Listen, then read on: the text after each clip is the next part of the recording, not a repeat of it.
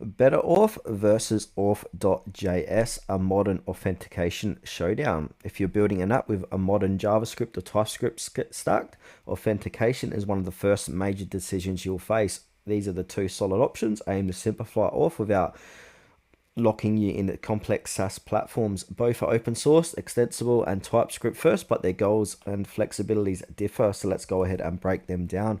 Now let's start off with BetterAuth. So BetterAuth is a TypeScript first framework agnostic solution designed with extensibility in mind. It operates on a plugin based system and puts full control in developers' hands. There's no UI, no backend hosting, just the core tools to build custom email passwords, OAuth, and SSO flows within your app. Pros: fully open source under the MIT license, plugin based architecture, allows deep customization, no vendor lock-in, self-hosted with full control, supports advanced features like multi-tenancy, 2FA, and SSO.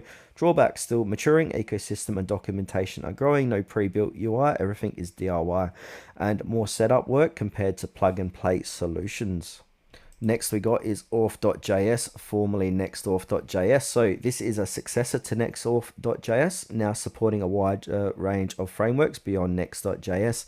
It's designed for modern server-side applications, focusing on simplicity and great developer experience. With built-in OAuth providers, session handling, and JWT support, it's a flexible choice for many projects. Pros: easy to integrate, especially with next.js and full stack apps. Built-in support for many OAuth providers. Good default security and session handling, maintained by a strong open source community. Drawbacks: primarily optimized for server rendered apps. Customization beyond OAuth can be tricky, and this is not ideal for completely client side or headless apps without extra setup.